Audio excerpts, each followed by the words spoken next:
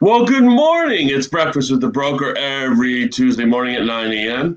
2020 is coming to an end. It might be a good thing. We don't know what 2021 might have in store for us, but, we've had a lot of good things. A lot of times people talk about, 2020, being, awful or bad or terrible. But, it's brought, I think, a lot of us together. It's also brought, platforms like this, being able to speak and connect to people that you wouldn't normally had to. So we're building relationships, one StreamYard, one virtual, one open house, Facebook Live, and all this kind of stuff at a time. And we certainly appreciate all the viewers out there. So we have a very special guest. And, when we say this word dotloop, sometimes realtors in the real estate industry make the assumptions of, what it is or what it isn't. So we want to bring on a guest that, has that information to help us make an informed decision on, dotloop and such. So let's talk about it. And now, by way of Cincinnati, Ohio, she is a vacation specialist at the Travel Birds. She is the Industry Development Manager, Strategic Partnership at dotloop. She has her MBA in marketing at LSU. Bo Tigers. Ooh, roll tide, baby. She's an expert in turning colleagues into friends. She is a mother. She's a self-proclaimed travel enthusiast, which I imagine is a little tougher in 2020. She is Byrd Bergeron. Good morning, and thank you for that awesome introduction. Every time someone says they had a rough 2020, I remind them that I'm an LSU fan, and there we go. Hey, well, you're feeling good this week, so. There we go. I went to University of Alabama, so I won't, don't hold it against me. We can have him later. That's less nice. I'm glad I didn't tell you that before I asked you to be on this. It's could have been way more awkward. So good morning. Really, really appreciate it. And, a lot of things, have gone on, obviously, in 2020. But one of the things that I take note of is that we've really embraced technology, right? So, these digital platforms, these digital signatures, I mean, could you imagine doing this in 1990? I mean, absolutely. Like the fact that, or absolutely not, the fact that this whole pandemic has happened has made people take a look at their business. And it's been so interesting to see what people see as their gaps in their brokerage. And all of a sudden, I mean, we've had sales through the roof all year long. And it's because people realize I have to have technology to run. Like, and this isn't going to stop, right? They're not going to cancel subscriptions because we get a vaccine and we go back to real life. Like, that's not going to be the reality we're facing. Well, it's like the millennium in 2000, right? Y2K, the world ended, so we didn't need to go on. So, it's like crazy that, people really do believe that, once we get to January 1st, 2021, that everything changes. Yeah. And obviously, I look at 2020 and really kind of it's made agents really embrace technology so much so that, maybe they were thinking about video, maybe they were thinking about doing a vlog or a podcast or something like that. And now it's kind of forced it into their business. Yeah, absolutely. David, we have a very low barrier to entry to this industry. And all of a sudden we're seeing these people that are really setting themselves aside by embracing technology, by making themselves the professional kind of go-to person in their market. And it's just social media. It's just tech in general. Like this world can set you aside and make you so different. It does. And it also allows you to connect communities. And dotloop's always been about building relationships. And, obviously strategic partnerships, what you guys do very well. And, I remember, I was a relatively early adopter into dotloop. And, I met all the people and it really was, it felt like a family. So, And then, the family got a little, they brought in the step uncle father that came in, and it starts with a Z. And people literally made all these assumptions and oh my God, it's the ship's sinking. Yes. The big bad bear is out there for sure. Exactly. So I understand that dotloop just calls everyone's clients now. That's what everyone thinks. Yeah. So tell us a little bit about, what happened, when Zillow did purchase dotloop. Has anything changed? What is for the better? And, maybe what you guys need to improve on. Yeah, absolutely. So we're going on almost 6 years at this point. So I was with dotloop previous to the Zillow acquisition. It was really interesting to watch the company get to pivot. So I would say there's been two really integral pivots in dotloop's history that have brought us to where we are today. And as of today, 60% of the homes bought and sold in America are signed on our platform. So like we are obviously the leading platform by far at this point. Number one, the first big pivotal integration or first big pivotal kind of move for us was when we created a national partnership with one of the franchises. Like that made a big difference in dotloop. Influx of cash, we were able to develop and really take the platform to a real platform, right? It wasn't like being built in someone's garage anymore. It wasn't the standard like millennial, I hope this works kind of situation. It was a true platform, which is what caught Zillow's eye in the first place. When they came on board with us, to say the fear was palpable inside of dotloop was, I mean, very true. It was one of those, are they going to sack us all? Or are they just going to take over and do their own thing? Do they just want the name? What do we do? And I'm sure anybody that's ever worked in a tech startup and has been acquired feels that way, right? It's a genuine fear. When they took over, I was so amazed by how much they left us alone. The conversations with Spencer Raskoff and Errol Samuelson were continuously, look, you guys were doing good. Like there's a reason we purchased you. We're not trying to rock the boat. And even now to this day, so I handle any of our preferred partnerships with any of the franchises, right? And I'm lucky enough that I have my own separate preferred partnership agreements. When we go to events, like I negotiate the event contracts separate from Zillow's. Like they're at the event too, but we're never going into this as one. We do stand alone, and I'm really, really grateful for that. That's awesome. And, when, we talk about it and people are like, well, why haven't you moved from dotloop, or why are you not going to move from dotloop? And I look at it and I go, well, there's one thing that dotloop does really, really well, at least from my eyes, and it's the app. So Yeah. I know that I can literally I'm on the go, and before pre-COVID, I used to travel too, and it would have been a lot easier, and I could do a contract on my phone. Yeah, it takes a little bit longer than it would on a desktop, but I can do it. Many of the other platforms, you have to copy a shortcut, or you don't have the integrated app. And I really like the app integration. There's some improvements that I obviously would make, things that I would change, but and overall, it's a pretty good thing, and it does help. A lot of the clients, it doesn't matter whether they're tech savvy or not, are able to sign it very, very easily.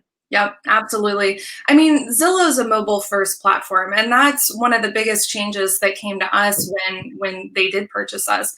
Is we were always mobile first, but we now have this influx of money and developers and focus. You always have, no matter what tech company you've started, you have this list of wishes that clients continuously say, well, I want to do this, I want to do this, I want to do this. And if you fill them all tomorrow, there'll be a whole nother list the next day, right?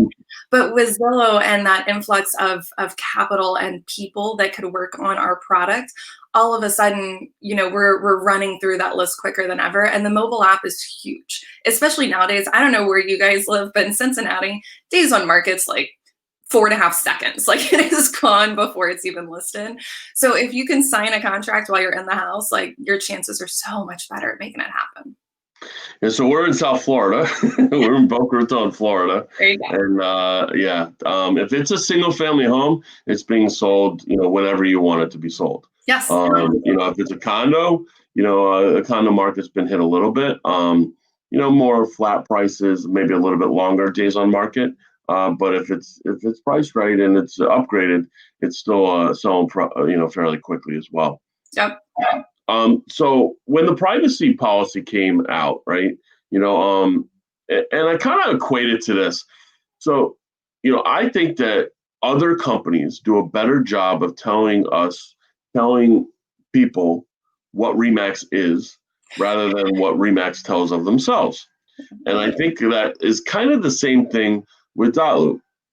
Realtors were quick to come on and say what it's going to be like and how it's going to be like. And they have no information because they don't work for dotloop. They're just basing it on assumptions. Yeah. Tell us a little bit about, I don't know how in depth you can go in, but the data privacy. I mean, I'll tell you what my fear is, and I'm sure you heard it 100 times. Bring it on. Cool. My fear was always that Zillow would sell to my clients, right? They would take the data from dotloop and they would contact my seller or my buyer or whatever and say, hey, you want to sell? Because now, there's Zillow brokerage and all that kind of stuff. And, but that's not necessarily the case, is it? No, that's not the case. And just to make sure everyone's clear, so we've always had a data privacy policy since the dawn of time, because obviously it should be protected. What we did this summer was we actually updated that privacy policy. And this was the first update we've had in quite some time. So it was necessary for us. The biggest thing was basically we wanted to be able to fast track a lot of the integrations we use in the market. So essentially, while dotloop is by far the leading transaction management platform, turns out you need other things to work and be a successful realtor, right? So you need a CRM, you need your lead sources come from elsewhere. If you're a broker, you need an accounting platform. Instead of us going out and building all of these pieces and really, just disintegrating our main bread and butter that we're doing, we decided instead we're integrating with kind of the best players in each of their spaces. To do that, you have to share data, and that's how that works. So our data policy kind of always showed that. This allows us to move a little quicker. Now, the broker owns the data. The client owns their specific client data. So if a client says, don't share, we don't share anything. If a broker says, I want to share here, but not here, that's what you do. You control everything you own. Now, the biggest thing with your specific fear there, actually Zillow selling to a client, is the data that is shared to Zillow is very different than the data that's shared to like your CRM, right? So the data that's shared to Zillow is not client by client. It is aggregate data. So they would get like all of one zip code, and all of that data goes off in batches. And the idea is really to help us kind of figure out better estimates. I mean, every realtor out there, their biggest complaint is those estimates always off. And then we try to improve this estimate and they're like, well, how dare you? So I think for us, it's a little bit of, we want to get better information into your hands as a realtor, into the client's hands, so those conversations aren't as awkward. If my house is those estimates at 500,000 and the realtor comes in and tells me it's not worth 250, I'm going to feel hurt, right? Like I'm not going to trust this realtor. So in this effort to kind of continue that partnership, the data sharing had to happen. Again, on a brokerage level, if you're like, no way, not happening, that's fine. It's yours. We respect whoever pays us, basically. Whoever owns the account is who owns the data. So if a brokerage owns it, the brokerage gets to decide. If an agent comes on for a premium account and their brokerage doesn't use dotloop, the agent has complete control over that. Whoever you want to say yes or no can do that. So I guess that makes sense, right? So that's the first thing that I've heard that actually makes a lot of sense. And I guess it comes down to messaging, right? So when you don't message or you don't say anything or you're just in the chat threads and such, and and you have people chiming in and whatnot, things can get crazy, and away from themselves. Well, the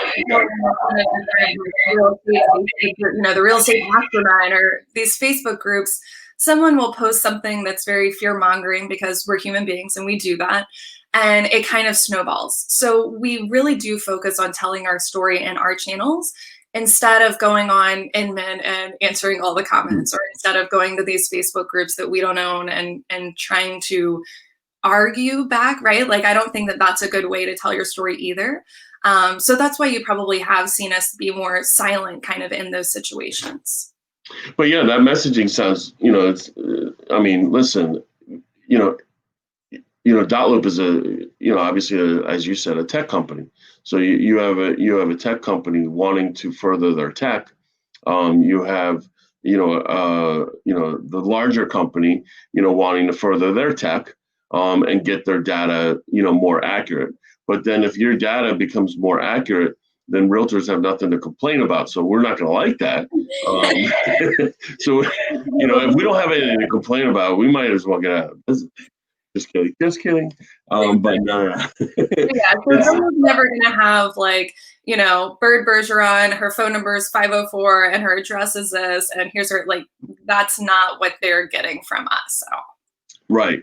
And listen, really, we don't know, like the always and nevers, right? You never know what Zillow will morph into. You never know with the acquisition of, CoStar acquiring Homestead. You never know what CoStar is going to do. You never know, there's probably another portal that we haven't even seen yet that's going to come in the next 2 years that's going to compete for the space as well. So, and that's what I always said, when people would say, well, why don't you go to App Files, or why don't you go to a SkySlope or some of these other competitors, and they all look great and whatever, but they're a little bit more clunky. So I think dotloop did a really good job in making things relatively simple. There are obviously improvements that are, that I would say are needed, or a little bit, make it a little bit more difficult that some of the other ones have. But other than that, I mean, they're really, it's relatively simple. You don't have the clunkiness that, some of these other companies do. That's the idea. I mean, the transaction is stressful enough. Technology should not be making it harder on anyone, to say the least. So we've always focused on, that user experience. The UX team is huge. I mean, you think about dotloop, and we've got over 200 people working 40 hours a week, every single week, day in and day out, to create this platform. So when I see franchises roll out their own TM platform or something like that, and they've got a team of 5 putting it together, I'm like, look, it's way more complicated than you think. And yes, you can, upload a PDF and put a signature on, and that's not hard. But the whole process of making it a seamless kind of customer experience for the realtor, but for the customer too, that's pretty difficult. Well, I mean, it's taken just a couple years to kind of, not necessarily, I don't believe in perfect, but as close to nearly perfect as possible. So tell us a little bit about best practices for those dotloop users. The one thing that I wish there would be, because not everyone uses dotloop, is they send a PDF and then I got to add initial by initial about a signature initial. Is there anything coming down the pike that will allow you to autofill the initials? I don't know about that specific request, but I will look into it for you for sure. So the way, whenever you say best practices, your email sent over the top 3 kind of tricks or things that maybe people don't know about dotloop. So that's kind of what's coming to mind. What makes you efficient? Because that's what we're here for, right? I want to be able to get this deal done in the driveway or sitting at, inside the home and make sure it's quick. The mobile app is definitely one of the biggest things, but the other kind of efficiency that always catches my eye is the fact that you can, and I haven't seen this anywhere else, that you can kind of take a picture of the contract if you just happen to have a physical contract. And we have a converter, a PDF converter built within the app that'll turn it into a PDF. And if this is a contract you use, I'm in Ohio, if it's the standard Ohio state contract, it'll come in, and if you already have a template, it'll just drop the template for all of the initials or signatures or whatever on there for you. Stuff like that makes it really, really quick and simple. The other thing that I really like, have you ever used our easy offer before? No, but go back to the other thing. Yeah. So you mean if I take a picture of a Florida contract that's been signed by, let's say, a seller, and I have the buyer. Yes. That contract will go in the PDF, and the initials and signatures will be placed in the right spots, or no? Yeah. So as long as you have a template built out, for which pretty much every brokerage will have a template built out for those for those contracts that you're using all the time. You would just select the template you want to use and drop it on there. But yeah, it converts from a picture to a PDF within our app. So as long as you take the picture in the app, it'll turn it to a PDF for you. Oh, that's awesome. All right, good. Sorry, I didn't mean to cut you off. Not at all, not at all. I agree. I think it's one of those things where I've now caught myself using it personally a couple of times. I signed up for a gym the other week and I was like, and I just took a picture and sent it and they were like, this is awesome. I know a gym. Yeah, there you All right, easy offer. So easy offer is a really cool thing that not a lot of people use. And I think there's just some confusion around what it is. But if I list a home, I can create the whole contract, drop the template on it, so all the signatures and everything on it. And there's an easy offer button kind of in the top right of every loop. Whenever I click that, what it's going to do is it's going to create a link for me. And I can put this link on the MLS. I can put it in any of my marketing materials. And as a buying agent, I could go in and click that link and I would get the contract already up, already ready to be filled, or already mostly filled out except the signature at that point. And then I could make an offer without really having to do anything. Now on the listing side, this listing agent, they're going to have a different folder for every offer that comes in.